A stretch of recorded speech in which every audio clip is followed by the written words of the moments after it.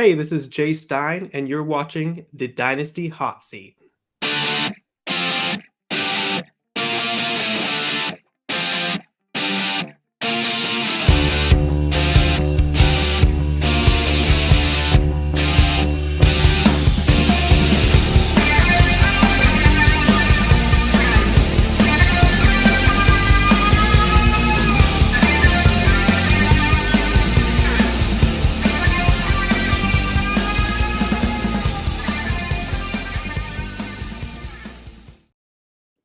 Yes, hello everybody. We are back and welcome to the Dynasty Hot Seat, the only Dynasty show that is a certified inferno. And today we have got him back on the show, ladies and gentlemen, for the third time. One of my favorite guests of all time on the Hot Seat. It's Jay.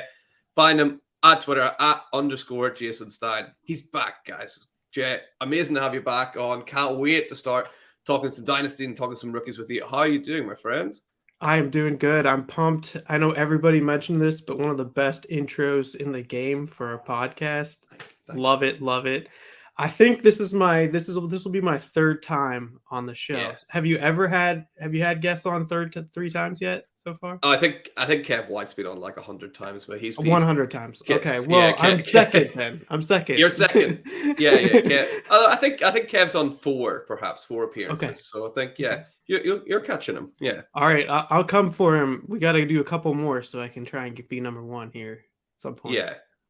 I think you did finish ahead of Kev in the Hall of Fame, so you got that on him last year. So I think you finished one ahead of him, so you can dangle that in front of him if you don't get the most appearances. And yeah, can't wait to get talking some rookies and hints and tips. Just for anyone, if anyone's new here, just guys, really helps out if you can hit that like and hit that subscribe button if you're watching on YouTube, or if you're listening anywhere else. It's always good to subscribe to the show. So that would be a big help if you could do that. So without further ado, Jay, we're going to dive right into it. You got some hints and tips for us.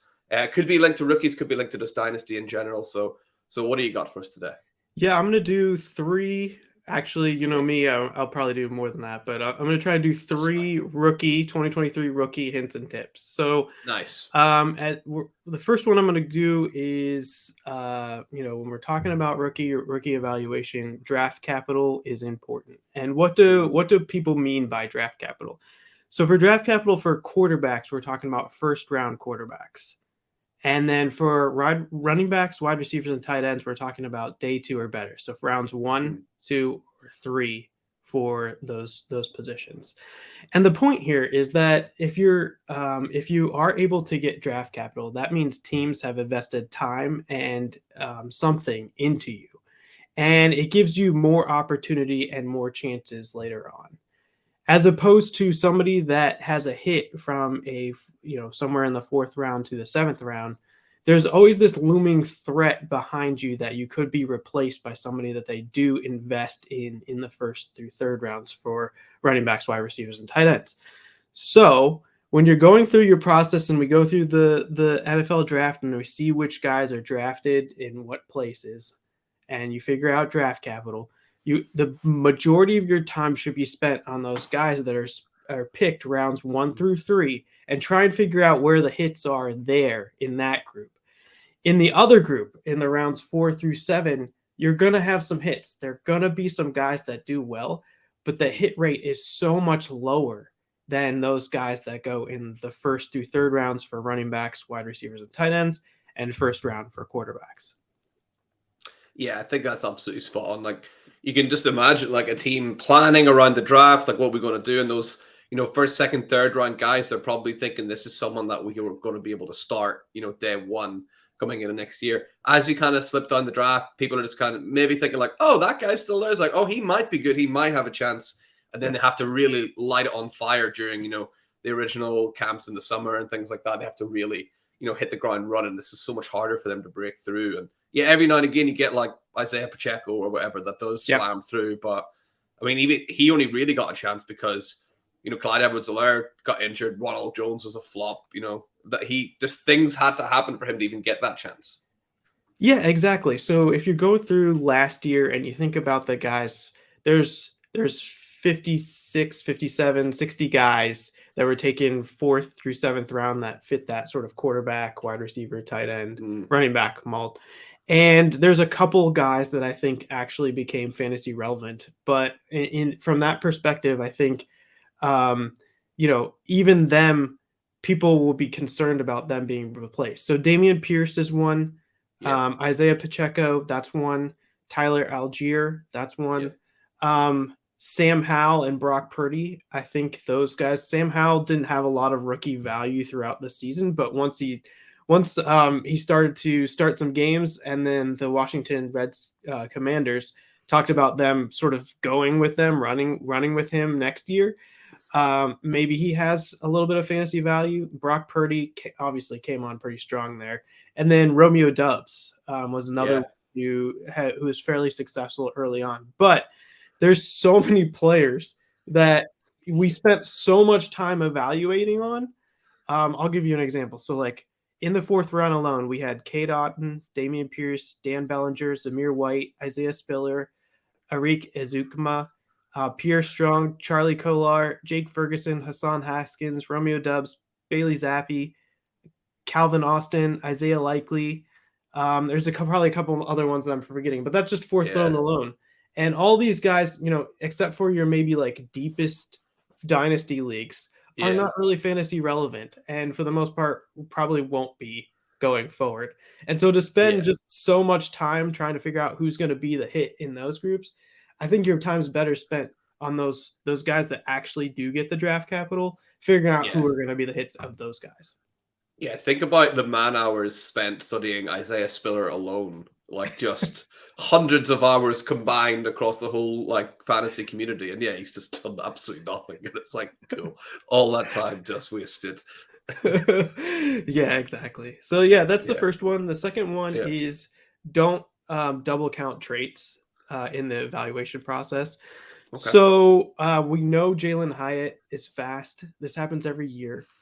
When he Yes. runs at the combine, it's going to be a great 40 time. He's probably going to be the fastest, if not one of the fastest wide receivers, if not player Hmm. at the combine. So we know that. That's part of his Yeah. profile currently. It's right now. We know he's super speedy. That's what he does. Now when he goes and does it, don't double count that. Don't say, Yeah. okay, now it's now he put up 4 through low 4.3. Now I'm going to move him above the tier 1 wide receivers. We know he's fast. We know where he is in the tierings perspective based on all of our evaluations. Let's not double count that. Now, the thing that it does do that I think people can get excited about is it's verified now. So before it Yeah. was a question mark, now it is for sure. We can all put it on our models. We can all say this actually happened. Now it's verified. But let's not double count it and give him extra credit or an extra boost because he Mhm. does exactly what we think he can. And I think that's what happens around the combine, the Senior Bowl, this type of draft lead up is that prospects kind of go on these runs, these gets pushed in directions for things that we already know about prospects. And so, that's why, going through the early evaluations and kind of having an idea of who these players are early kind of helps you prevent you from like getting, swayed by some of Yeah. the momentum and the irrationality in the marketplace. Yeah, I think that's a great point. And it kind of works like both ways as well, like not only in the positive column, but whenever Bryce Young comes out and is listed under 6 foot, we already know that's going to happen. So yeah, don't count it against him again when we probably already know that's happening. Yeah, exactly. Perfect example on Bryce Young. I love that take. And then the next one here is early declare is your friend. Mhm. So generally, you want to see prospects that produce as early as possible. You want the 18 and 19-year-olds that came into the SEC and dominated the 21 to 22-year-old like NFL guys. Yeah. It signals that you can do that again in the NFL. So the other side of that is you want to try and avoid the late declares, the 5th and 6th year guys, especially the guys that weren't able to produce at all. So if you're a 5th and 6th year guys and you actually only put up 1 year of production or 1.5 years of production, Will Levis, that's sort of what I kind of want to try and avoid over time. And it's when you get into the 5th and 6th year of college, you're like an older. You're supposed to be better than the young guys, right? So Yeah, when you were thinking about like these dynasty relevant guys, if you think about like what a Garrett Wilson was last year he early declared, he went off and he goes and wins the offensive rookie of the year, puts up a great season for the Jets, even though the Jets don't have very good QB situation. Could you imagine what yeah, would happen if Garrett Wilson came back and played for his at Ohio State last year? Um, yeah, it would be like kind of like what Devonta Smith did. Like he was perfectly capable of going and early declaring, and he probably would have gotten a good grade and good draft yeah, capital. But then he came back for his 4th year and just lit the college football world on fire. Like he was the best wide receiver like ever that year. yeah, And so yeah, when you go and you look at these 5th and 6th year guys and they're not able to do that, that's a warning sign. That's something to think about. And I can yeah, see some of these 5th and 6th year guys that have like really great traits, that might get good draft capital. Historically, if you haven't produced at excellent levels in the 5th and 6th years, or haven't have multiple years of good production, those 5th and 6th years guys with very little yeah. production are big warning flags. Yeah, and that's important to note, like, because I think sometimes people just assume that a player coming out of college is going to be young. So, like, someone like Hendon Hooker is like older than Justin Herbert, and is like closer to 30 than he is 20. So it's yeah, you have to like really pay attention to that because yeah, you just assume quarterback coming out of college, you must be like 21, 20. But like no, some of these guys are old, especially with COVID threw everything around a Yep. little bit. Like these guys Yep. missed years. So you do get like, people like Hendon Hooker and who was it last year that went to the Bears? The old guy. The old guy Velas that went Felix Velas Jones, Jones. right? Yeah. Yeah, Yeah. like the oldest rookies ever are coming out right now. So yeah, just yeah, keep an eye on that for sure. Yeah. And then the last one here is when you're going through and doing your draft, you got to pay attention to pods like the Dynasty Hot Seat, who goes through Yes. and talks about the consensus draft rankings here. Mm, And I would say the tip here is draft at cost, right? yeah, So you want to find out what consensus is, and then you don't want to veer too far away from that. And if you are thinking about a guy and a spot that's like way out of line, so this guy is your guy, but he normally gets drafted in the 3rd round, and you want to take him early 2nd, you're giving up a ton of value here. So you want to make sure what the consensus is. That's sort of what cost is.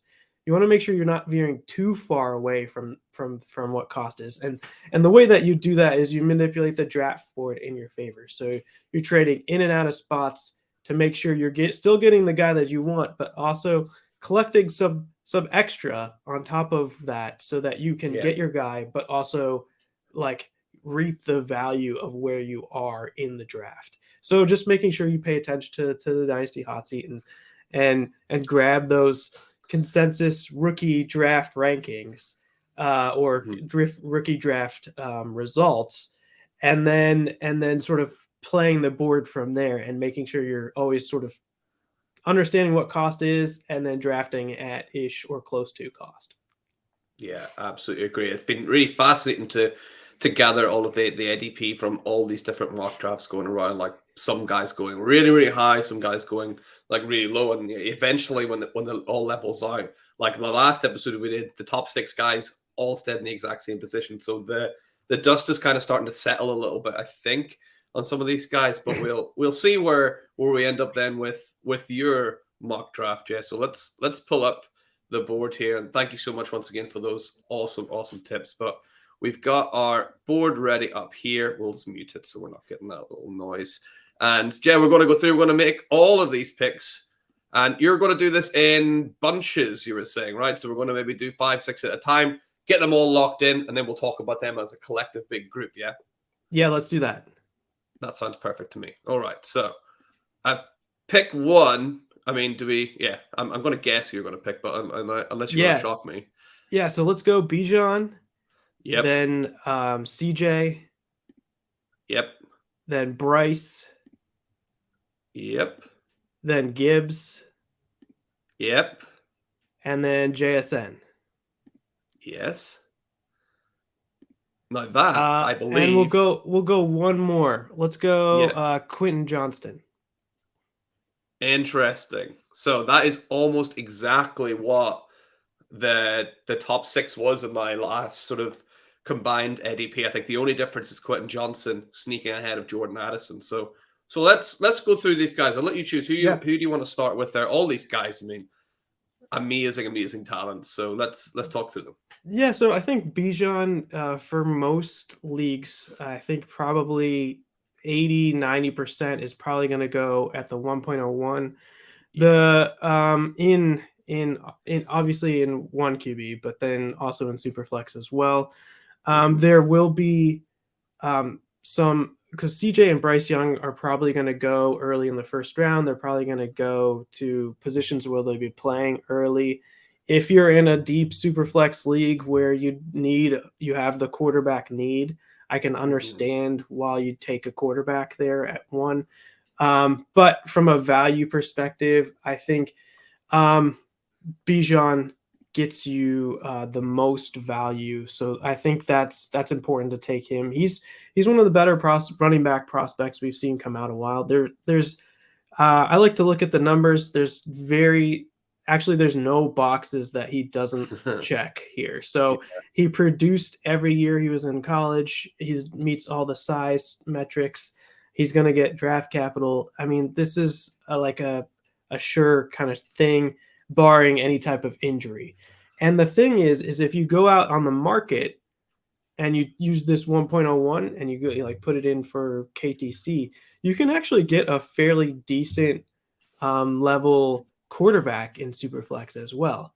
Mhm. So when I talk about value, if you wanted to put one of the quarterbacks there at 1.01, you could actually go out and trade Bijan Robinson or the 1.01 and get a guy like Trevor Lawrence right now, who Mhm. who actually like looked pretty good towards the end of this season after a not so great rookie season, and is kind of vaulting his way up into sort of the upper echelons. So just think about that when you're thinking about what you want to take at 1.01. If you know when you're drafting for need there, and you think about the QB, might actually be able to go out and check the trade market and see what kind of quarterback you could get for Bijan, and see if that provides you a better offer or a better opportunity than CJ Stroud or Bryce Young at that position.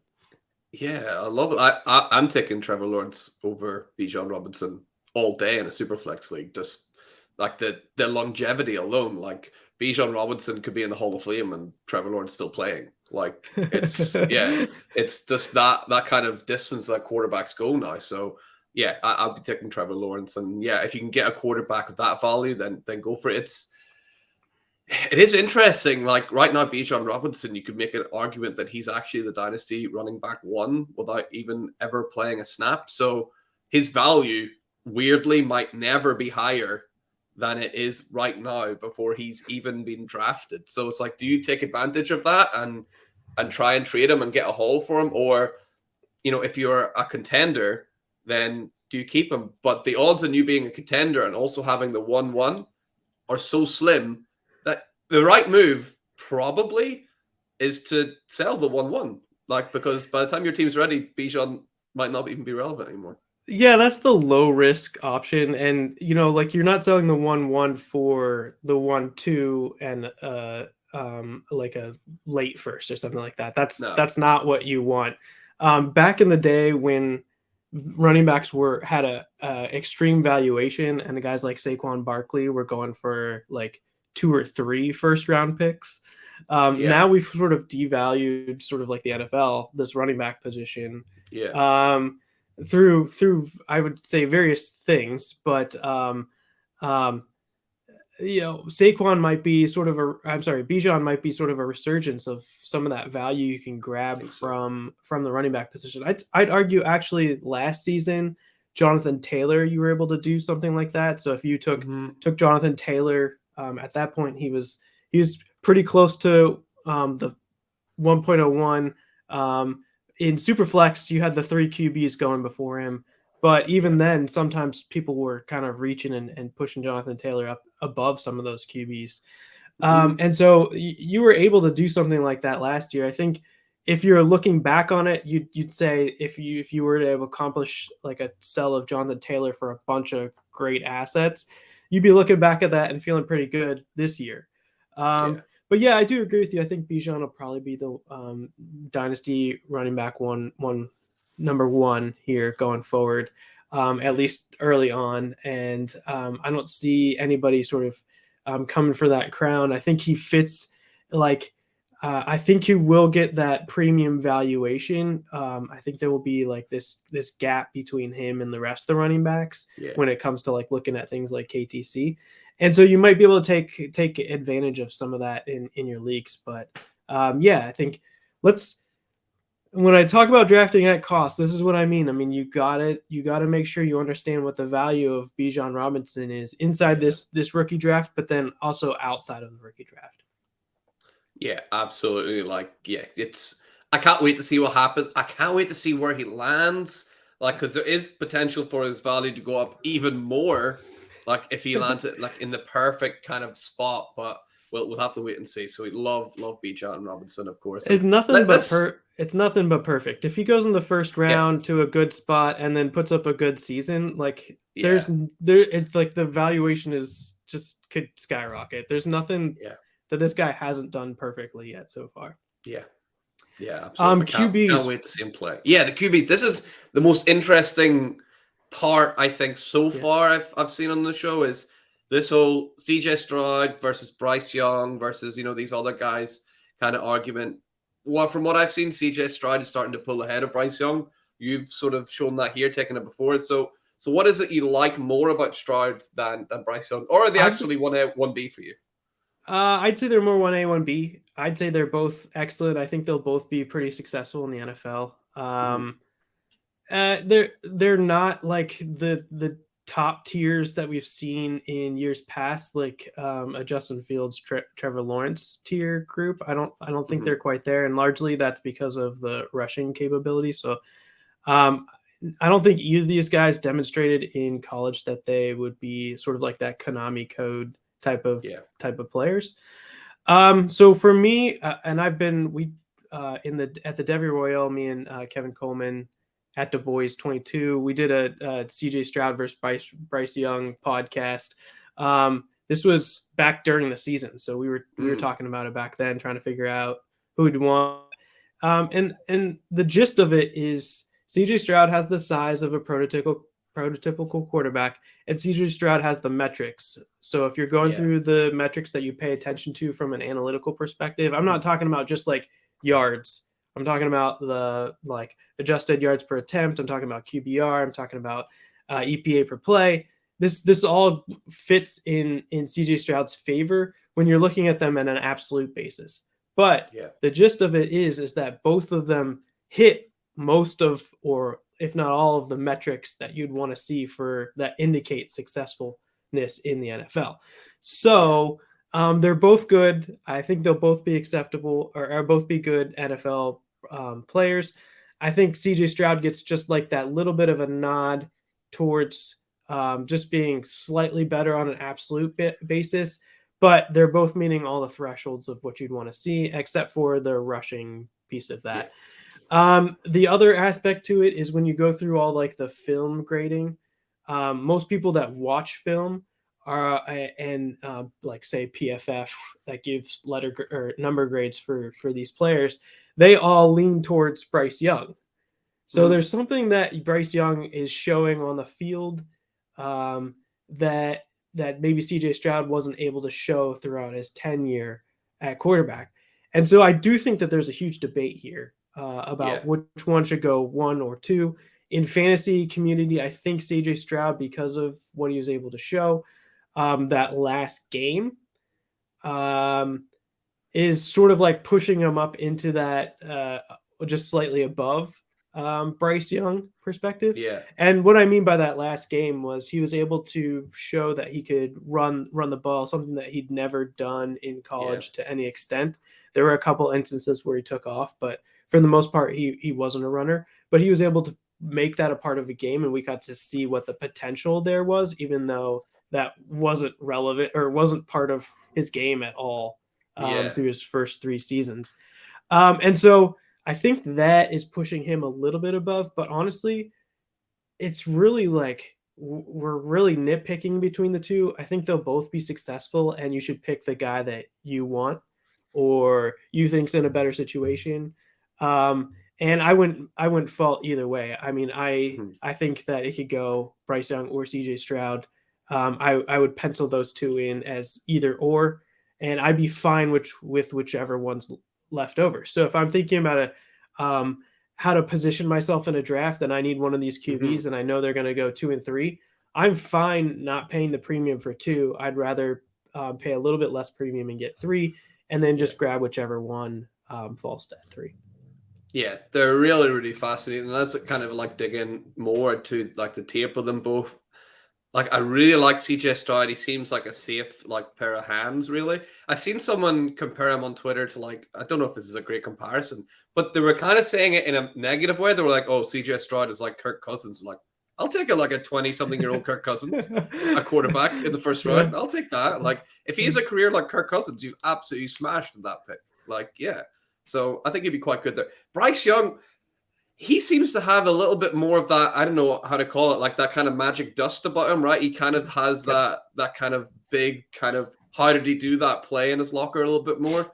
So I can't really choose between the two. I'm leading CJ Stroud at the moment, but it does depend on Bryce. So I would be terrified for Bryce Young if he ends up at the Texans and just gets crushed by that like terrible offensive line. So for Young, I'm a bit more concerned about the landing spot than Stroud.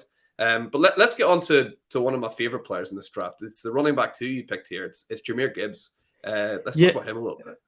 Yeah. So Jahmyr is not one of my favorite prospects in the group. So we're gonna differ there a little bit. Okay. This is a classic at cost type of perspective, right? Yeah. So for me, this is different than what consensus would be, but I'm actually a little bit lower on Jahmyr Gibbs than what consensus is. But I do Mhm. think that he needs to go in this slot because of how everybody's sort of valuing Yeah. him in the dynasty community. So Jahmyr Gibbs is exceptional at pass catching out of the backfield. Yes. Um, He'll probably be, from a metrics perspective, one of the better ones that we've seen come out, and he has that ability.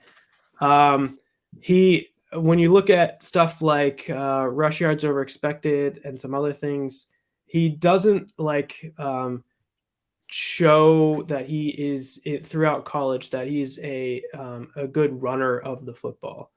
Mhm. And when you have guys that are really good pass catchers, but not necessarily a great between the tackles runner of the football, the guys that can be relied on for one downs, 3 down back type of guys, Mhm. then usually you're in the situation where you get put in sort of this complementary role.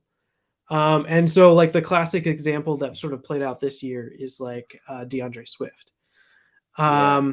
where DeAndre Swift is excellent coming out of college. He is a really high graded prospect. I really like him, just like I like Gibbs, but I think we should be lower on him because he'll likely be put in that committee type role Yeah. where you have a Jamal Williams that's sort of the pounder that gets the touchdowns, and it's like that doesn't mean that you can't from a fantasy perspective, do really well by having Jahmyr Gibbs on your team. If you think of like, I don't want to say this because like I guess like the upside total potential would be something like a Kamara, but I don't think Mhm.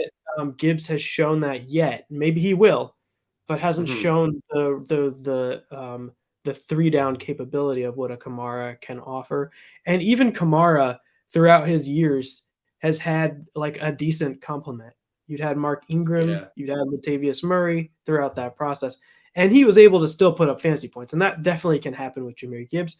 But I do think that there's some risk there about being sort of part of a committee, and then you maybe not being able to score as many fantasy points as what people are projecting. And we're talking about the top 4 picks of a rookie draft. Now, this guy probably has the best odds of, especially gets a really high draft capital of producing fantasy points for you. So I Yeah. get it.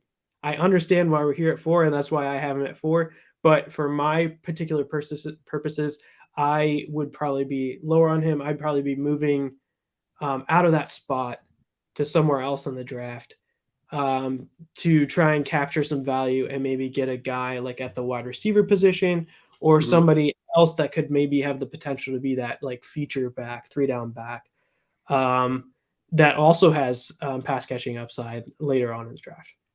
Yeah, I think it's a really good point you make. Like even about like guys like Kamara, like he just found himself in the perfect situation, like the perfect team, perfect coach, perfect quarterback at the time with Drew Brees. Like it was just, yeah, absolutely couldn't have built it any better for him. So yeah, if Gibbs does end up somewhere where you're like, oh, I don't know if they're going to use him quite right, because there seems to be a weird trend with NFL teams. Like they will draft these players. Like you look at like a James Cook or someone like that. They'll draft these pass catching running backs. It's like they don't throw them the ball.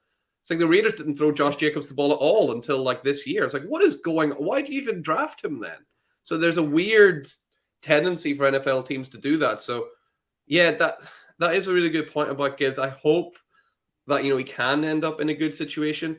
Or is this going to be another example of, Clyde Edwards-Helaire being taken by the Chiefs and everyone thought, oh, he's going to be the next Brian Westbrook. They're going to throw him the ball a ton. And then they just never threw him the ball.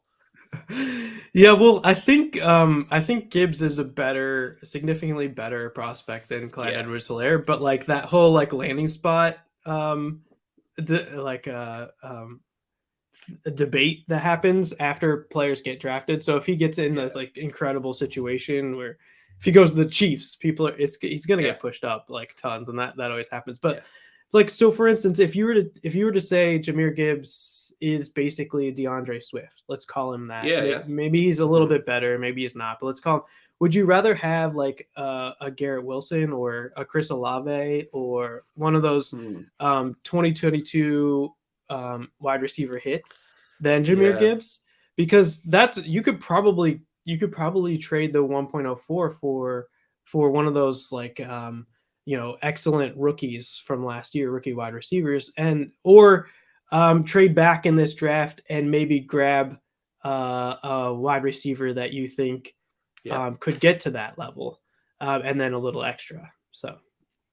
Yeah, it's fascinating. I love how much everything changes after the draft as well. So we could be looking at this in a few months' time going like, why do we take Jahmyr Gibbs all the way up there? Like, yeah, or why do we not take him at 2? Like, yeah, so it's going to be really interesting to see. And you sort of mentioned some of those wide receivers there, Jess. So you got your first two there, Jackson Smith and Jigba and Quentin Johnson. So tell me what sets those two apart from a guy like Jordan Addison and keeps them in the top 6? I think all of these wide receivers are going to have one or two flaws in them, except for maybe Jordan Addison. Jordan Addison is more of like the kind of hits on everything except for size. So for Jackson Smith and Jigba, he had one outstanding historic year of production, and that happened in his sophomore season. There was also a couple guys on his team, Garrett Wilson and Chris Olave, were on those teams producing at the same time. And he put up one of the best college football seasons from a wide receiver in the Big Ten, in Big Ten history. He's shattering records all over the place. For wide receivers, what I want to see is early production and a lot of it. And once you hit on those sort of like metrics, you hit on market share metrics like weighted dominator or reception yards per team pass attempt. You hit on metrics like EPA per play. Then you combine that with sort of his size profile, which I would qualify him in like a prototype type size profile. He's not by any means small. He meets BMI thresholds. I think he's pretty fast. So he's going to eat. He's going to hit all these athletic metrics. He basically hits everything that you'd want to see. And we see profiles like this before where they kind of get worked down because of injury or people didn't play for their final season or that last season, the season that's most prevalent in people's minds is the Mm, season that people are thinking about. But when you think about what is predictive and what metrics kind of show will lead to success in the NFL, he's hitting on all of those yeah, things. So we need to like sort of forget about year 3. That was an injury year. Chalk that up to injury, and think yeah, about what happened in year 2. And let me talk a little bit about what happened in year 2. So um, he posted a 91.9 PFF receiving grade that year. When you think about what happened last year with Marvin Harrison and just sort of yeah, how he lit the world on fire, that's the type of year that JSN had in his second year. yeah. Um, he basically going down there, that was for good for wide receiver 1 that year. Going down the on a yak per reception, he was wide receiver 4 that year. On yards per route run, he put up a 4 yards per route run in his second season. This is a high volume year, and he put up a 4 yards per route run. That was good enough for wide receiver 1. His Yeah. contested catches that year, 90% contested catching rate. Wide receiver 1. His Mm, PFF grade, receiving grade versus man, an 89.9 that year. That was good enough for wide receiver 2. When you talk about like yards per team pass attempt, which is sort of like this market share metric, he put up a 3.25 that year, which is like incredibly off the charts type of numbers there.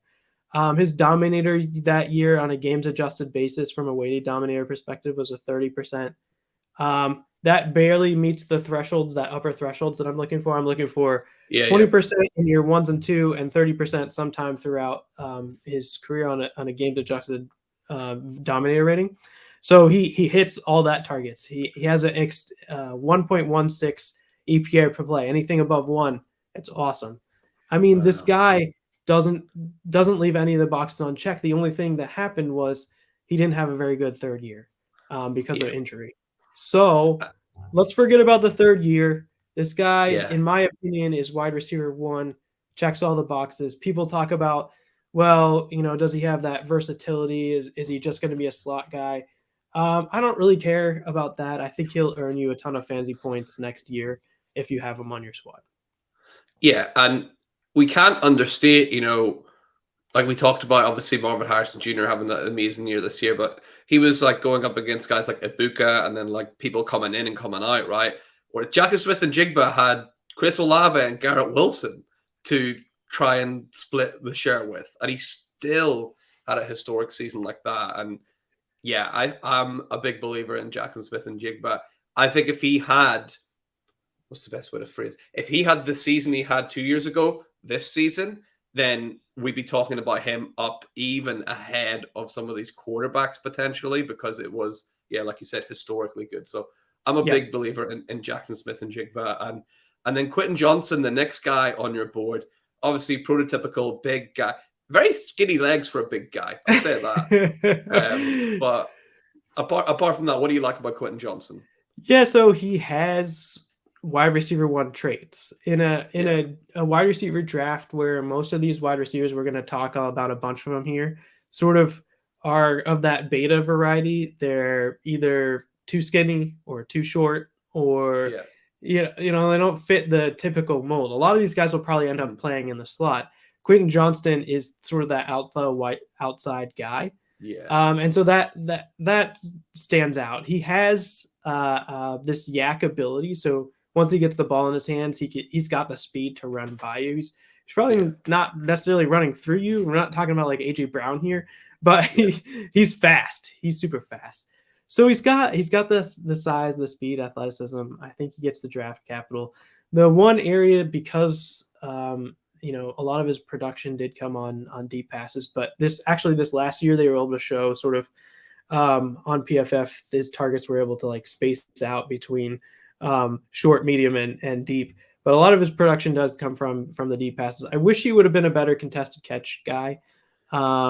He doesn't, for what his game is. It doesn't seem like you know he gets all of those contested catches Mm, as much as you'd like to see to be drafting him this high. And I think that aspect of it has a little people a little bit worried. Like that's his game.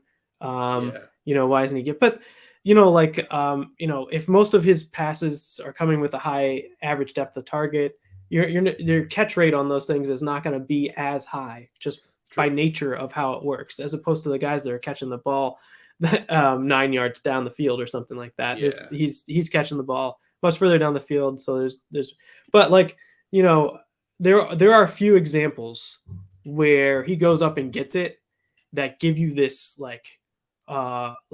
really great feeling about what he could be in the NFL. I kind of liken him a little bit. We talked about this on the fall to a guy like Mike Williams, a healthy Mike Williams. But from his profile perspective, he actually is one of the better producers. Year 3, it came off a little bit.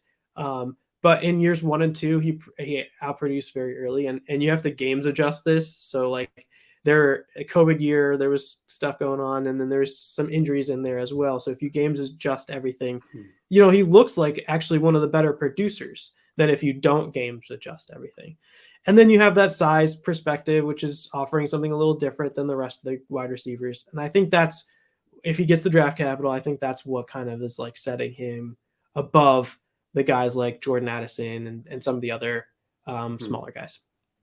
Yeah, and there's such small percentages as well. Like you can only imagine if he goes to a good team with is it Duggan was his quarterback this year? Duggan, is that right? Max Duggan, yeah. Yeah, like he's probably going to have someone better than that throwing him the ball, and just those little like positional changes of where the ball lands could really help him in those contested catches as well. So I like what I see with Quentin Johnson. I think he'll go. I keep thinking he's going to go to the Falcons, Jay. I just have a feeling that he's going to end up there. I don't know why.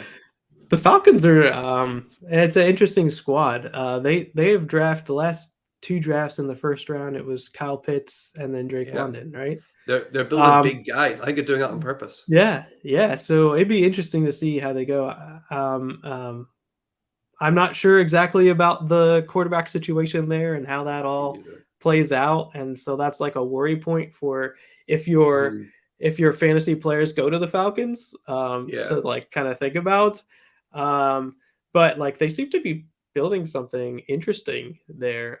Like from a weapons perspective, if they could just get the QB going, like you think about like the Cincinnati Bengals and what they've been built off of from the weapons perspective. Now they have Joe Burrow. So if you get the Joe Burrow type of guy in there, like you can imagine how, like if you have Kyle Pitts, Drake London, and maybe somebody else in there, like you said, Quentin Johnston in there. Oh my goodness. Like that would be hard to beat if you could get the QB. A lot of fun. Yeah, that'll be a lot of fun. So maybe I'll have. I just have a feeling in the back of my mind. So that's your first 6 there. You want to take us through 7 to the end of the first round now, and we'll get those guys locked in. Yeah, let's do that. So the next one is Jordan Addison. We talked about him. Yep. Then I'm going to go Kayshon Boutte, which is I think a bit out of consensus. Yep. Then I'll go Anthony Richardson. Yep. Zach Evans. No, Zach Evans might be there. He is. Yep. Sean Tucker. Yep. And Tank Bigsby. Nice. Let's get Tank in there as well. All right, lovely. So you got, 2 wide receivers there at the start. You got Jordan Addison, one of my favorite, players in this draft. Really, former Biletnikoff winner, excellent prospect, and Kayshon Boutte, who's, not had the best year this year, but I mean, you might be able to say, well, we just praised Jackson Smith and Jigba for what he did 2 years ago, so why can't we do the same with Kayshon Boutte, right?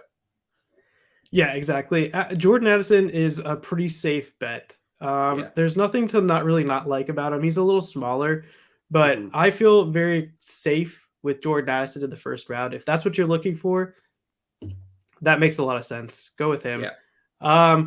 Kayshon Boutte is anything but safe. A lot of this, I have him in my first tier, which is why I'm taking him here. I actually tier up the prospects. Jahmyr Gibbs is in the lower tier, but so far 1 through 8 so far has just been tier 1. And Kayshon Boutte it's exactly what you're talking about. There's a lot to his story that is outside of football that I think people are getting wary about. And I think that's pushing him down, and you're going to get a discount on a guy. So this is one of those things where like drafting at cost is important. So if I'm sort of making a call here on Keishon Butte that he's going to get draft capital, and we're going to, because an NFL team went out, looked at everything, and still gave him draft capital, the all clear is here. But that Yeah. might not necessarily be the case. If he goes later than the third round, we talked about sort of that, rounds 1 through 3. If he's a fourth round guy, there's no way he should be up here. I'm moving him way down in my Yeah. rankings. But if right now he's projected in the second round ish. If that's where he ends up, given his profile. Now you have to go back and you have to games adjusted his profile to make sure it all works out. But he's the only other guy in this group.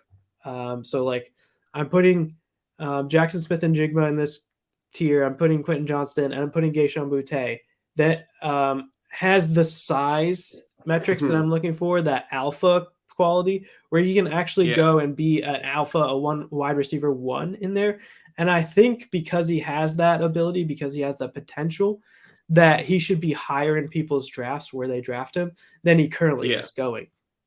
Now it's a boom bust. It's a risk reward, because if he doesn't get the draft capital, then you're kind of in trouble here. So let's make sure he gets the draft capital. But he's 6 foot, 205 pounds, 28 BMI.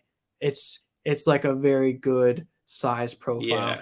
When you look at the games adjusted basis, he had a really good first year, and he had actually even better half of a second year.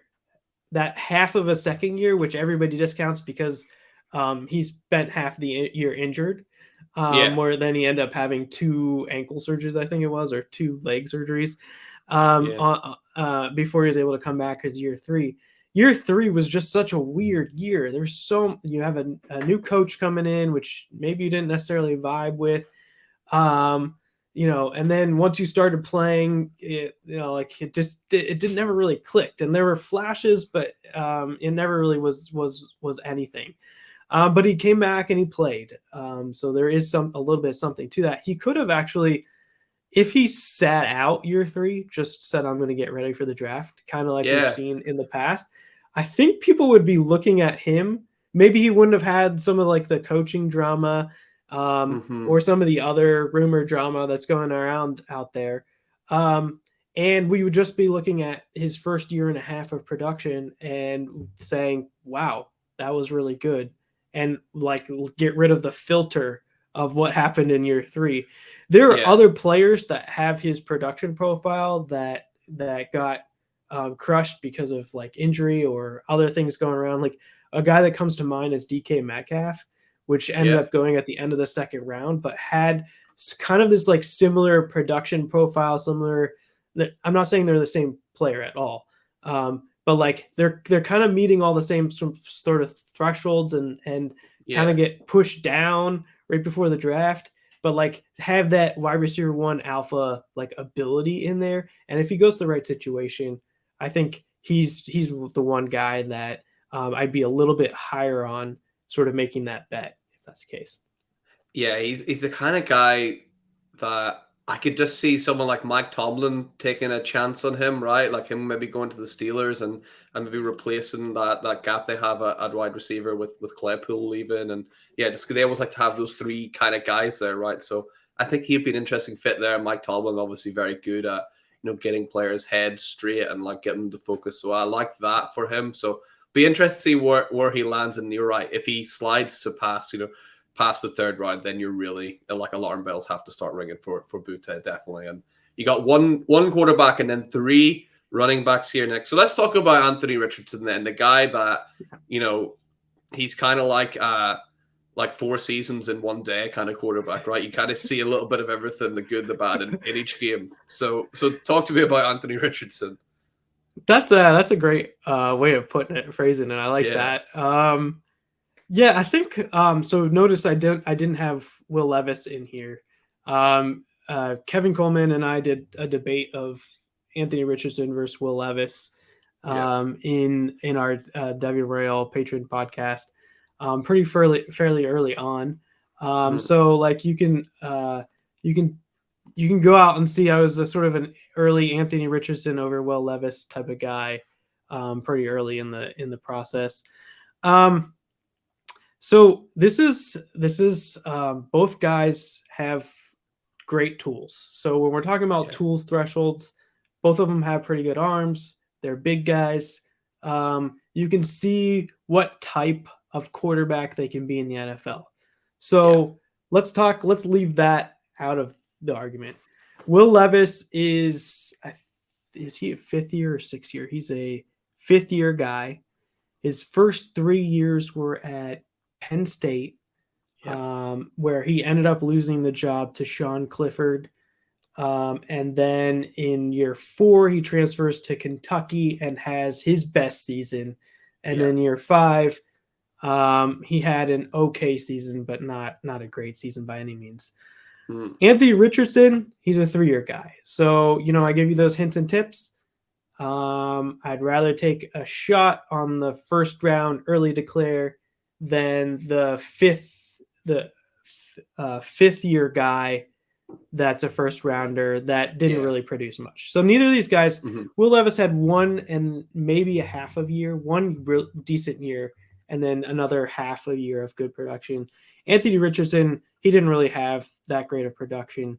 When you think about tools, I think what you could say is that Will Levis has all the tools. Anthony Richardson has all the tools, has all the ability, but there's one thing that he's elite on that I don't think Will Levis is. And Anthony Richardson is elite at rushing the ball.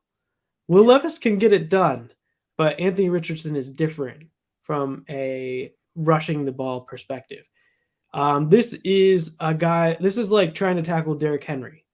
Maybe not to that extent, but when he's running the ball, it is hard to bring him down, and he has that ability more so than anybody obviously in this class. But I don't think there's many QBs in the NFL that have the ability that he has. Now, he has to get it together from a passing perspective, especially if he's going to go to a place where he's an early first-round draft pick and they're going to want to play him at the start or, halfway the first round season. He's got to get better as a passer. But that same argument can be made for Will Levis. He's got to get better in a lot of areas as well. So I think because Anthony Richardson has that elite rushing upside, I think he deserves to be in a tier above Will Levis. We're talking about if both of these guys get first round draft capital. That's my number one assumption. If one of these, if Anthony Richardson slips into the second round, then it becomes a different type of story. But as long as we're debating the tools of the tool, I might as well take the guy that has the better tools in having this elite rushing upside in Anthony Richardson than Will Levis. Yeah, absolutely. And with Will Levis, he's fascinating to watch because you're right, had that pretty good season like 2 years ago and then dropped a little bit last year. You have to sometimes stop yourself because I find whenever I'm watching it, he looks so much like, I don't know what, I keep saying like Matthew Stafford, just the way he throws the ball, the way he moves. And you have to try and stop yourself from thinking all the good things about someone like Matthew Stafford when you watch him. You're like, this is a different person. You need to look at it. So I think maybe some people are getting tricked a little bit by that. I love watching Anthony Richardson. I think the best thing for him would be if he gets drafted. I mean, I can't even think of it. I don't like Denver or someone that has like a quarterback that will probably start like year one. And if he gets drafted and can sit for a year and really be coached up, that would be the best thing for him. But there's such a quarterback crisis in the NFL right now that that's probably not going to happen. And he's probably going to be forced in right away. It's going to be really interesting to see what happens. Yeah, I tend to agree with you. I mean, for his overall future success, you'd love to see him sit a year but I like under the right scheme and you get him out there and if your team's not expected to win right away and you get him some experience and he has the strong mental fortitude to deal with a situation like that. And then you go and see him put up 80-yard runs and look like Derrick Henry out there. I think that's an okay scenario. I do think the convention right now is that he's going in the first round to a quarterback needy team. And there's a lot of quarterback needy teams. and he'll probably get paired with a veteran somehow, and that's kind of how I see it out. But like there's definitely a situation where people get really hyped up on him, and he goes to a team where he's the guy, and they go and they roll with him, and that's okay too. It's not ideal, but from a fantasy perspective, you probably like that if you're taking him in the first round. So Yeah, I think he's going to have a really good combine as well. I think that might help him up, push him up. Like he's just a good athlete, right? yeah, But yep, yeah, absolutely. yeah. So we got Zach Evans, Sean Yeah, Tucker, and Tank Bigsby. You got any questions on these guys? yeah. Zach Evans, right? So can you sell me on Zach Evans, please? Because I'm not. Ah, I've not watched everything on Zach Evans, but from yeah, what I've seen, and I've only watched tape on him from this year, I've just been like, okay. I don't get it. So what's Yeah. Well, is it yeah. like that you're comparing him to Quishon Judkins and like watching the two back to back, or are you just watching his tape? I've been watching the Old Miss games, like just Should like clips and snippets from that. I've not seen every snap that he's played from those games, but yeah. yeah, he's not standing out for me. Yeah, so all right. So the story on Evans is, coming out of high school, he was one of the top recruits up there with Bijan. They're going Yeah, back and forward. From an athletic size perspective, he's 215 pounds. He's 6 foot, 215 pounds. So it's 29 BMI. So yeah. he fits there. He's an early declare. So he's kind of like on the same path that Bijan Robinson is. He's really fast. When you look at market share metrics, so he didn't really play much his first year. Mhm. His second year, he was sharing a backfield with Kendre Miller, and his third year at TCU, and his third year is sharing a backfield with Quinn Junkins, Yes. Quishon Junkins, who just happens to be one of the like the most prolific freshman running backs that we've seen in a while from a statistical perspective. Yeah. And then you bake in some injuries. So like the market share stuff when you're looking at yards per team play, when you're looking at dominator, when you're looking at backfield dominator, that type of thing, it doesn't really pop. But when you Yeah. look at him from an efficiency perspective, so we're talking about rush yards over expected per attempt, yards per attempt, that type of thing, Hmm. he actually stands out from that perspective. So he's an Okay. incredibly efficient running back. Now, Hmm. he needs the draft capital. This is something, and the same thing with Sean Tucker. They need to get the draft capital, and there's been times when, like, the community's been fading them. There's been times when they've been high on them. They need to Yeah. get at least third round draft capital for me to be as high on them as for me to think they're first round picks. Hmm. But Zach Evans has the ability to be a difference maker in the NFL. We see it at how efficient he is. Hmm. Now let's see if he can get the volume to add to that efficiency. And if this guy gets put in the right situation with the right draft capital, I think people are going to feel very highly about him. I think he's probably a guy that gets pushed up. Now, if he Hmm. doesn't get the draft capital and because he doesn't have those market share perspectives, then it's possible that he gets falls farther down and he becomes a value guy Hmm. in the second round. So yeah, I mean the tape watchers. What I find is the tape watchers they're gonna look at him and look at all the runs in the backfield for all those games, and they're gonna see him go and then Kendre Miller go. Be like, well, what's Hmm. the difference between these two guys? And then they're gonna see him go and then Quishon Judkins go, and Judkins, had a outstanding season. They're gonna be like, well, Yeah. relative to these guys, he's Yeah. being kind of outproduced, but it's like those guys were getting the volume and he was getting sort of like the efficiency stuff um and like it's there, but maybe it's not perfect. So Yeah, yeah, I'm still like full disclosure. I'm still not finished my tape, but what I've seen I'm impressed with Judkins and I'm impressed with Heath so far. They're the only notes I've got really on the players from that team. So nothing yet on Evans, but I'm not finished yet. I'm about halfway through yeah, though, so yeah, we'll wait and see. I'll keep an eye. I'll keep an eye out for Evans, and just like you said, Okay. that consistency. So I'll definitely have an eye out for that. And the other Yeah, guys, I don't have. Yeah, sorry. yeah. So yeah, like when we talk about rush yards are expected, basically that's like a model where they go and look and see how much the offensive line would be. An average running back given that current setup and that current play would get Yeah, at that point, and then Zach gotcha. Evans is usually above that, so he would do better than what the average player Okay. going through that similar situation would do, which goes to show you like how good of a runner type of he is. Yeah. And so in those types of metrics, that's the kind of stuff that he looks good on. But when you go back and you look at just like, um, how many yards did Evans had versus how many yards did Junkins have, it's not gonna. Yeah. You're gonna feel like he got outplayed, and he Hmm. kind of did, but Yeah. I still think it's there. Okay. Nice. And do you have much to say on the other guys here, like Tucker and Bigsby? That they seem pretty solid prospects, but you're right. Need that draft capital for sure, right?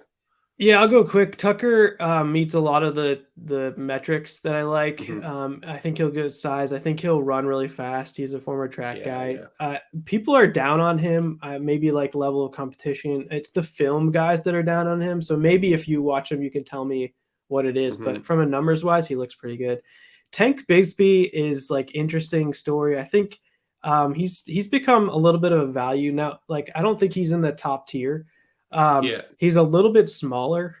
So from a BMI perspective, he's under 29, which like sticks out a little bit to me. I like to see running backs that are above 29, if not Yeah. actually above 30.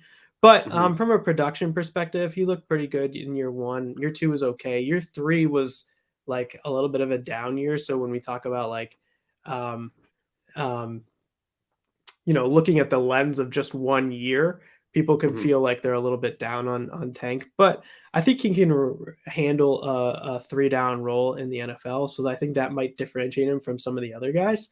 He Hmm. looked really good on yards after contact perspective. So when you're going through, check out the yards after contact.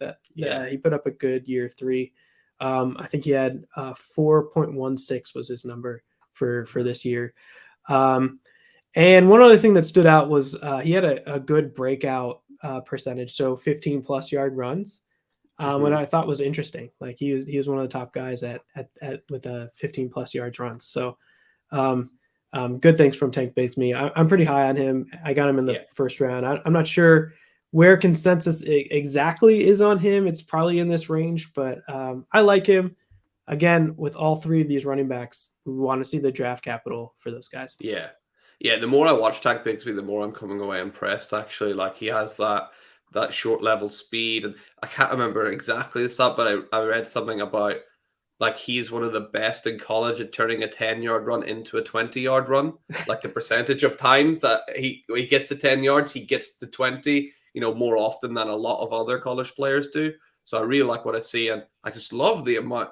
Like every time he gets the ball, he's trying something, right? He's throwing a juke move, he's trying to spin, he's like he's never content with just getting 3-4 yards. He always wants to try a little something and move a little more. So yeah, I really like what I see with him, and that's the end of the first round. Then, Jess, should we crack on into round number two, and will we hit the next six and chat through them? Yeah, let's go. Nice. So at 2.01, I'll take Will Levis. Yep. Then I'm gonna go Josh Downs, Yep. Zay Flowers, Yep. Jalen Hyatt, Jalen Hyatt, lovely. Devin A Chain. Yes. Superb. And at 2-6, who we got? We're gonna go Michael Mayer. Michael Mayer at 2-6. Love it. So Will Levis, we kind of talked about Will Levis, so I think we can skim over him. And you got three really, really good players there with Downs, Flowers, and Jalen Hyatt, who won the Blindikoff this year, right? Yeah, we have two Blitnikoff winners in this class. We got Yeah. Jalen Hyatt and Jordan Addison from last year. That's pretty interesting. They're both Yeah. early declare guys too, so Mhm. it makes it even more crazy. But actually, I don't judge future NFL performance by how many awards you win in college, but it is a Yeah. great just like a point that he was the best wide receiver judged by a bunch of people at his position, which Yeah. is pretty cool. I think Yeah. we got two of them this year. And was Hyatt so on him before the college season started? Was he sort of not meant to be number two behind Tillman, or was Hyatt always meant to be like that one guy? Yeah, so Hyatt had like an interesting career. It corresponded with some coaching changes. Mm, So year one, he put up some numbers. He wasn't a zero. So he actually produced in year one. So it wasn't a mhm. nothing.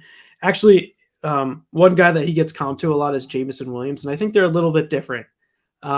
But from a production perspective, they look fairly Yeah. similar, except for in year Yeah. one, Jalen Hyatt actually did something, and Jameson Williams Yeah. didn't do anything until year three.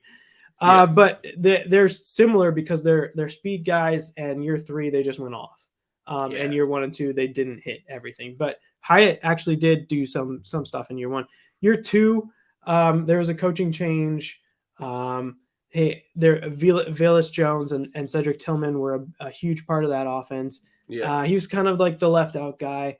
And then year Yeah. three, he spent a lot of time to get stronger and get better for contested catches.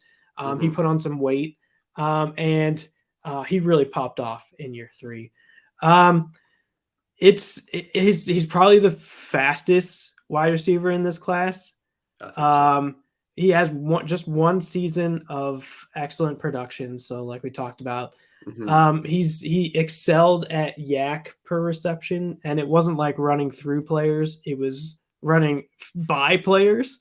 To the Yeah. point where DBs were standing 15, 20 yards back from the line of scrimmage, and he was still running by them. It was Wow. crazy. Um, and he had a pretty good yards per route run, which like, you kind of expect that because of just like the nature of how his game was played. But he was doing sort of those slants and the deep passes Mhm. was most of his games. There was a game, I think it was like the Alabama game where he had like Yeah. six receptions and 5 touchdowns, Yeah. and all those touchdowns were like, or most of them were like 70 plus yards. Just like Yeah. incredible game.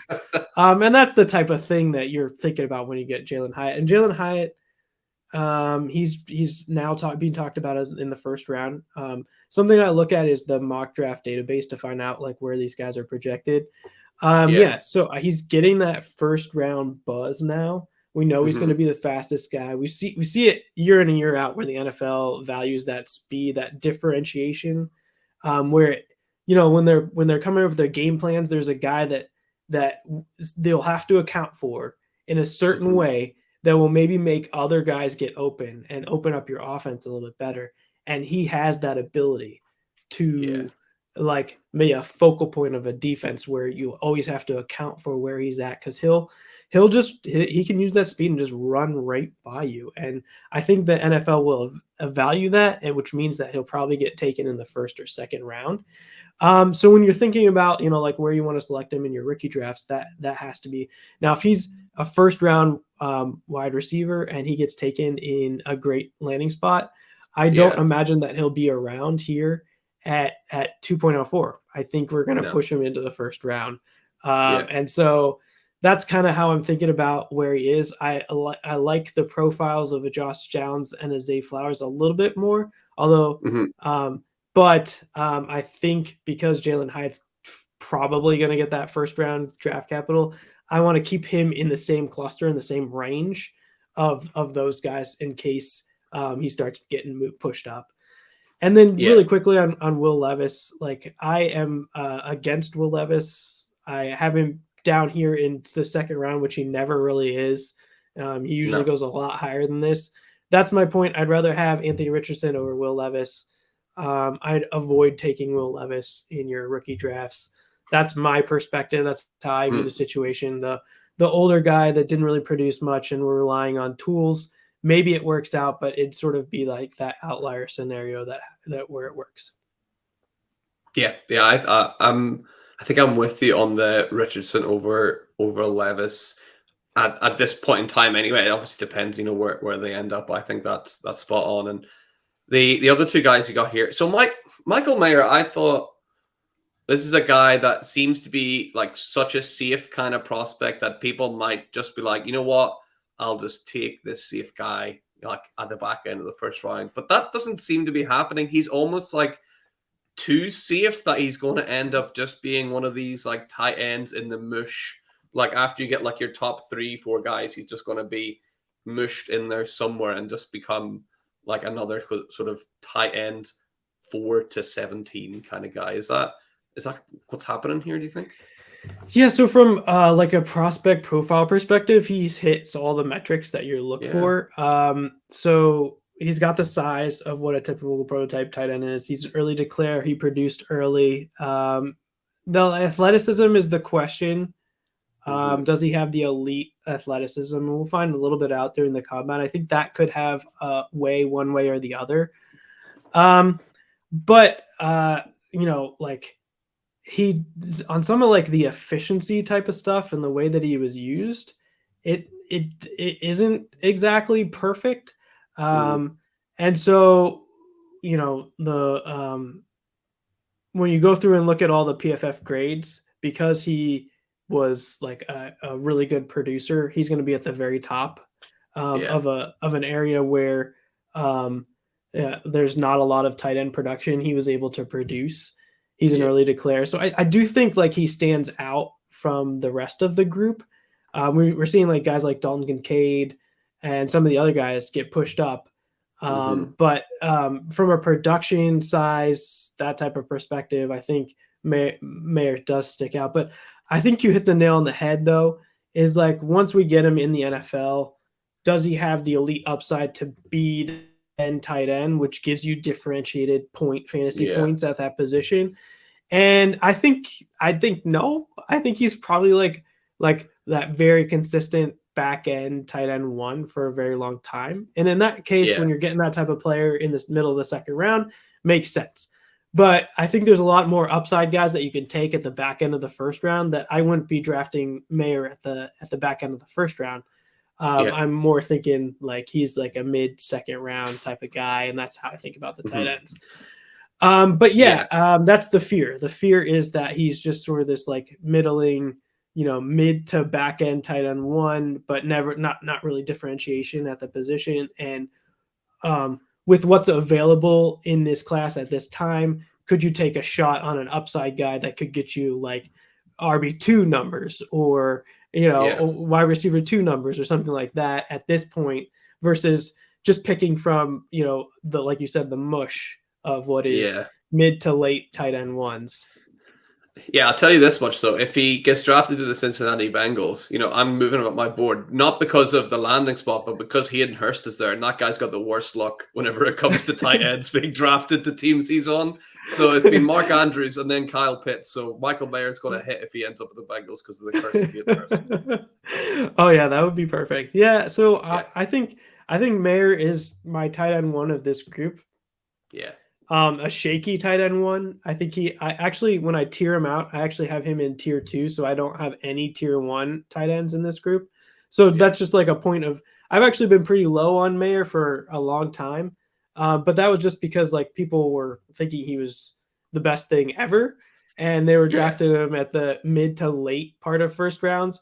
I think right now where we are from a value perspective, we're about where we should be on Michael Mayer. I agree. And so like we're getting to the point where it like I can sort of warm up a little bit on his profile and talk a little bit positively about him.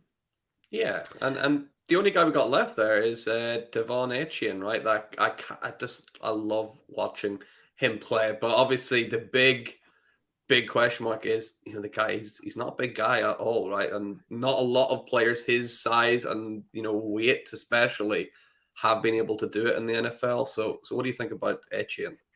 Yeah, that's the knock, the size. I think I actually have that knock, but if he's going to get the draft capital, right now he's projected in the second round. That means a team's invested in making it work. And you have to know what you have when you're making that draft selection, and they're investing a large amount of draft capital if they really do put a second round number on him. Yeah. That means they're going to use him the way that they need to use him to make him successful, and he's going to get lots of opportunities to do that.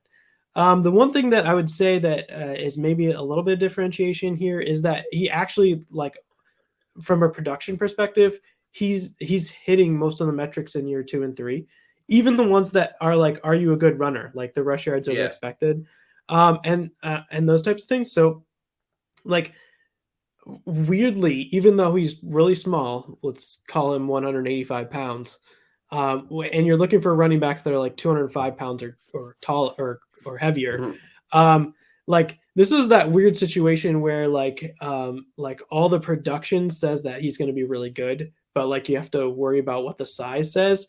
But if a team is really going to put second round draft capital in there, I'm willing to bet that they're going to be able to use him and put him to work in a way that like would be okay given his size. So I like him. He's been a riser for me. I do understand the argument of this would be an outlier from a size perspective. So I do understand the argument of throwing him off your board in the same reason that you'd throw like a Deuce Vaughn off your board. But we're talking about fantasy here. We're not talking about like like NFL and value and stuff like that in the NFL. So I do think that he has the ability to put up fantasy points even at that weight, but it is an outlier result, and you're taking a risk. The risk kind of gets lowered a little bit if he does get the draft capital. Now, if he doesn't get draft capital, there's a guy that would get this guy would fall quite a bit because he's not hitting the size threshold. So if he's a 4th round guy, I'm not as in. I would be kind of closer to out at that point. And he's also weird. I watched the last 2 games of him. I was like, I wonder what he's like when he's sort of asked to pass block, and not as bad as he should be. Weirdly, like he is small, but actually he's like, I'm like, okay, Dev, like okay, like you're kind of holding your own there. Like obviously not great at it, but he's not just getting swallowed up and run over. He's really like he's a bit crafty with it, a bit like shifty with it. So I'm like, okay, that'll help you. Like he's putting in the graph there. That'll help him like get that draft capital, I think. Yeah, Dan Jeremiah says that you have to be good at 2 of these 3 things. You have to be either a good runner, a good pass catcher, or a good blocker, good pass blocker. And you have to be 2 of those things.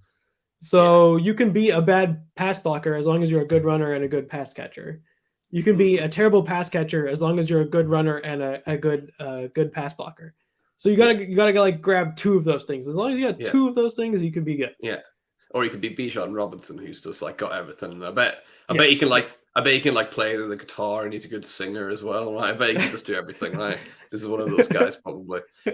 So let's round off the back end of round number 2 then with our final sort of 6 picks here. So who are we going to lock in round number 2 for the back end? Yeah. So the next one we're going to go Marvin Mims. Marvin Mims, lovely. Yep. Kendre Miller. Yep. Izzy Abakanda. So is Abakanda the correct pronunciation? And I've been going Abanikanda, but the Abakanda is the correct. Abanikanda. I don't know. You might be right on that. Okay, I'll try and look up. I'll look into it because every time I watch, sense, I think. Yeah, because I've watched games and like he's been called both by the commentators, so it's like I don't really know what the correct one is. Yeah, I've never been really good at the pronunciation, especially on names. That's a tricky one that too. Have that many syllables. So yeah, it's a cool last name though. I like it. It's awesome. If it wasn't for Tank Bigsby, it'd be the best name. Exactly. In the draft. Yeah. Well, A Chain's pretty good, but I think this one fits up there too. Absolutely. The next one's Dwayne McBride, Eric Gray, and then Tajay Spears. All right, oh my God, Dwayne McBride. Eric Gray's been coming up a bit lately, actually. He's been rising up the board, I think. Where are we? There he is. And Tajay Spears at the bottom. Yeah. I mean, since the Senior Bowl, right, he has been flying up people's boards as well. Now, are you going to say, though, it's like Max, before the Senior Bowl, I had Tajay Spears there anyway, so. What's that? Sorry, my kid I was was knocking saying, on the door. So. no, I was saying he's been flying up boards, but are you about to Oh say it's yeah, like yeah. I had Tajay Spears, there before it was cool. Oh yeah, you did. Yeah. Tajay Spears is really like it's come on quite a bit from the Senior Bowl. Yeah, Everybody got really excited. It's really like one of those like those late rising stars that kind of come out of yeah. nowhere. So like he was at Tulane, right? Hmm. In year two, he had a torn ACL. And then I think it's year four. Hmm. He had just like this excellent season. He Yeah, goes and wins the Player of the Year for his conference. He has an incredible conference championship game, and then he goes and plays a bowl game, which everybody watches, and yeah, just goes off. And for the most part, people didn't know about who he was before that bowl game, and now, like in the span of 2 months, he's the hottest yeah, thing ever. yeah. I would say what I would say is like let's cool it a little bit there on that. I still think he's pretty good. I got him in the second round Hmm. here, but you can see he's at the end of the second round. Some people got him in the first round, Oh wow, so that's too rich that's for me. that's too rich for me, given what his profile is, and I think like when I give my hints and tips, I'm talking about early declares, young Yeah, producers, those types of yeah. things, and that's not something that Tajay Spears was. Now he could be No. really excellent, and that's awesome, and I'd be really happy for him. I really like him, but Mhm. I'm not willing to pay that first round draft capital for him. Although Yeah, I do think he's pretty good. I project him more as like a sort of that like committee type back. Um, absolutely. Yeah, I but think I'm like everything. his I say production's pretty everything he good. Yeah, does.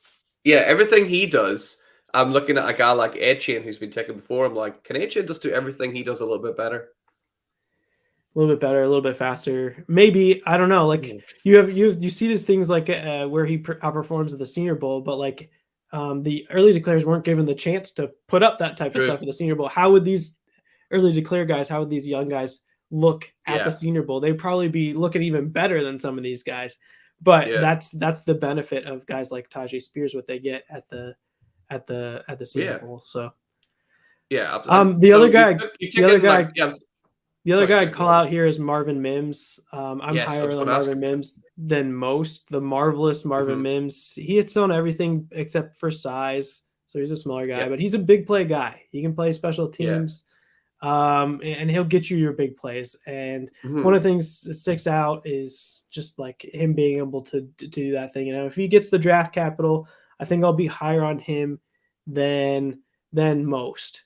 Yeah. And so that's a guy that like when you're trying to separate out these really smaller guys like Josh Downs, Zay Flowers, Jalen Hyatt, and I'd Hmm. put Marvin Mims in that group there.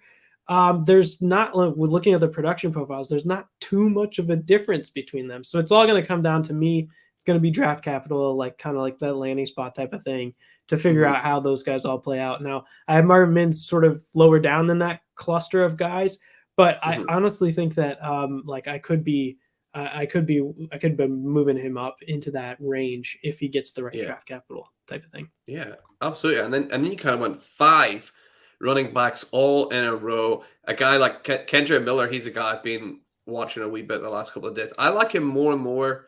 Like the more I'm watching him, like, yeah, Kendra, and I'm like, yeah, that's another good play from him, another good play from him. The one thing I will actually ask you is I'm gonna ask you weirdly about a guy that's not there. I'm gonna say Yeah. why would you take these five guys ahead of someone like Zach Charbonnet, who's sort of consensusly much higher? Oh my gosh, dude. No, no, no. Zach Charbonnet it should be all the way at the top here. I apologize. Okay, I was He wondering. I was like, yeah, I was like, I Zach, can't wait to hear what you have to say. I'm incredibly over I very high on Zach Charbonnet. So the Yeah, fact that I just missed him in when I was putting together my list. So I yeah, have Zach Charbonnet above Tank Bisbee. So I would yeah, have him Zach Charbonnet in the first round. Oh, what an oversight here. So when you post this picture of this board, let's put a yeah. little arrow there in front of Tank Bigsby and put Zach Charbonnet in there. Let's do it. Let's put. That's Let's that's where make. I want him. I'm very high on Zach Charbonnet. Charbonnet is Yeah, my number one 4-year guy. Yeah. My 4th-year guy. Most of my guys that I pick are early producers, 3-year guys. Those are the guys that I want high up in the.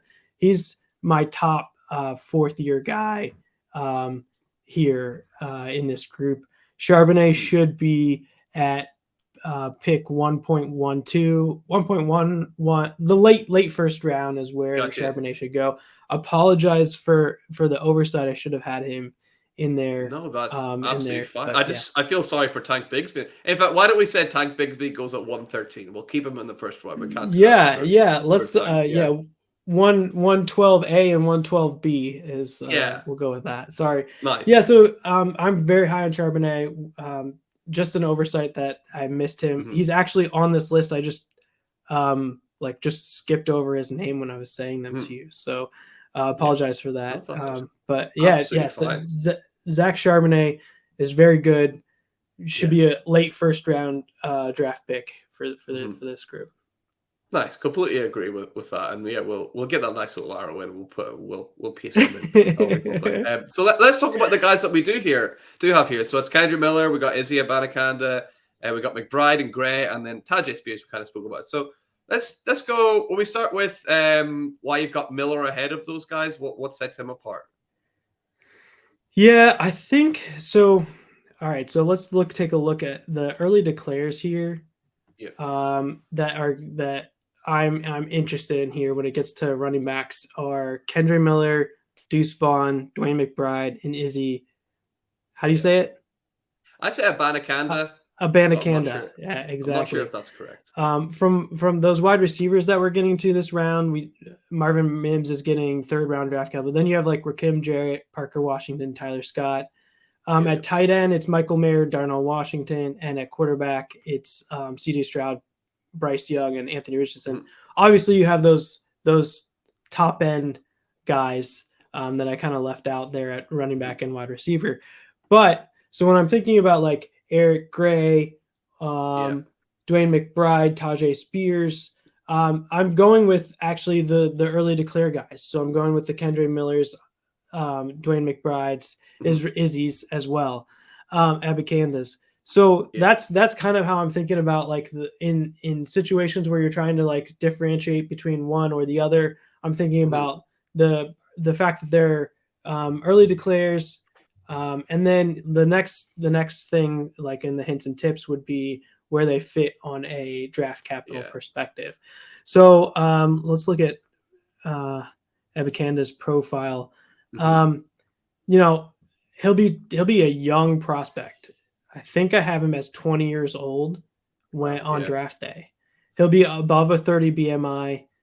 He'll hit those athleticism metrics. He's an early declare, and in year three, he hits a lot of the metrics that I'm looking for. The only thing that he's kind of a little bit low on is his pass catching ability, and so he didn't hit my target there. But for the most part, in year 3, he hit everything that I wanted to see. It doesn't really stand out from in any particular category, but the fact that he's young, he's hitting production metrics, he's got the athleticism. Now we just need to see the draft capital. Right now, Mock Draft Database has him as a 5th round projection, which I would be less inclined to be taking a guy like that here. I'm thinking he goes earlier than that. But if he doesn't get the draft capital, this is one that would then fall down from a profile. But when I'm looking at my profiles and I'm looking at those things like early production, does he fit the size? Does he fit the size? Does he, is he early declare? Does he have an athletic profile? Does he have production profile? He's kind of hitting a lot of that. And now we just need the draft capital to come through. So hopefully that works. If not, then I'll probably have to move him down. And that's the same kind of thing with Kendra Miller. That's the same kind of thing with Dwayne McBride. And why I would have him above guys like Eric Gray and Tajay Spears, who had that 4th year and had similar type of production profiles.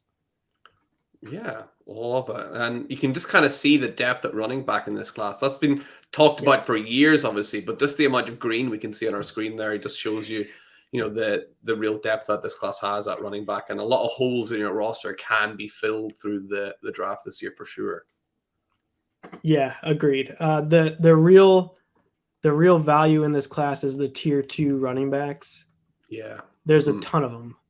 And so I'd fit that. I'd say that that's like the biggest benefit of what you can grab in this class. There's a bunch of upshot guys, and I think the NFL QB landscape with free agency and where we are with age on some of these running backs, I think that landscape sort of changes around this year or the next year, and there's going to be a lot more opportunity, and there's a lot of upshot guys here with some of this running back class.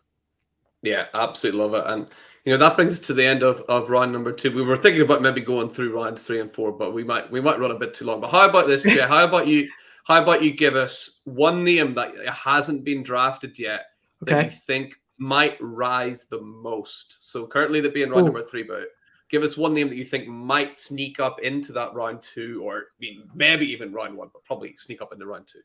One name. Oh, that's tough. That's putting you on. It's a hot seat for a reason, Oh man, seat's getting hot. One name I think I'd say like right about here is where a bunch of tight ends go.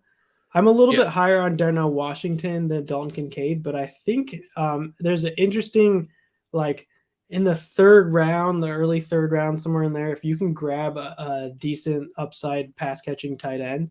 Now, Darnell Washington hasn't shown that he has that pass catching ability, but not a lot of tight ends produce that much in college. But Darnell Washington is one of those guys that I think can be like an all around tight end and really do really well. So if he goes to like a place like Cincinnati, I think that's like a sort of like a matchup nightmare, and Darnell Washington could be pretty great. And the same goes for like a Dalton Kincaid if he finds the right landing spot. I'm a little bit lower on Dalton Kincaid just because he's like the older type of prospect, but he does have a good pass catching profile. So I'd say like taking a shot on one of these tight ends is pretty good. Parker Washington is one that like is interesting to me. Like when I go through and look at those early declares, what's most interesting to me is like the projected draft capital he could potentially get if he really does get good draft capital. He's one that stands out that could be kind of interesting. Deuce Vaughn, most people will stay away just because of size. But that he produced really well. If he goes to the right scenario from a fantasy perspective, I don't know. I think that's pretty good. That's a lot more than one, so I'll stop there. That's awesome, though. Yeah, it's good to get all of those names, and it's going to be fascinating to see where people end up landing. So I'll run through our top couple of players here, and we'll see where everyone landed. So Bijan Robinson at the 1-1, as expected. We got Stroud and Young in at 2 and 3. Then we've got Jahmyr Gibbs. We got Jackson Smith and Jigba, Quentin Johnson, Jordan Addison, Keyshawn Boutte. We got Anthony Richardson. Then we got Evans, Tucker. Then we have Zach Charbonnet, obviously. And then at 112, Tank Bigsby, right? And then Will Levis in at 2-1. We got Downs, Flowers, and Hyatt in a wide receiver cluster. Then in the second round, we got Devon Achane and Michael Mayer, Marvin Mims, and then we got a run of 5 running backs to close out round 2 with Miller, Abanikanda, McBride, Gray, and the Senior Bowl superstar Tajay Spears. And that rounds out our 2 rounds, plus a lot of bonus players as well. So, Jay, just want to say, mate, pleasure as always. Love having you on the show for a third time. Could you just remind everybody listening, where can they find you online and what kind of stuff are you getting up to? Yeah, if you're still listening now, we're going like an hour and 30 minutes in here. So it's a true believer of the hot seat that get this far. We really appreciate you listening all the way to the end. You can find me on Twitter at _Jason Stein. My written content is on the Dynasty Nerds. I do a series called The Intelligent Fantasy Football Investor there. It talks about value and a different way to look at value. I also do a lot of Devy work for the Devy Royale, where we go through prospect profiles like this, but we're also working on the Devy Manifesto, which is like a big Devy guide that goes through sort of each of the teams. And you can sign up for, we have a Devy Royale Patreon that you can sign up for and become a Patreon member there. And so, all those types of things, published work at Dynasty Nerds, come and find me on the Patreon at the Devy Royale. And then you can always find me on Twitter at _Jason Stein. Absolutely amazing. And thank you so much again for coming on. And thanks everybody for watching. And hey, if you've been watching for 94 minutes and you've not subscribed yet, what are you doing? Come on, let's get that subscribe and like subscribe. Get all that done. I'm sure you have already though, so thank you for that. And thank you, Jay, once again for coming on. And guys, we'll leave it there. We'll be back next week with another mock draft. And remember, for anything Dynasty you need to know, keep it locked on the Certified Inferno and stay lit. We'll see you next time.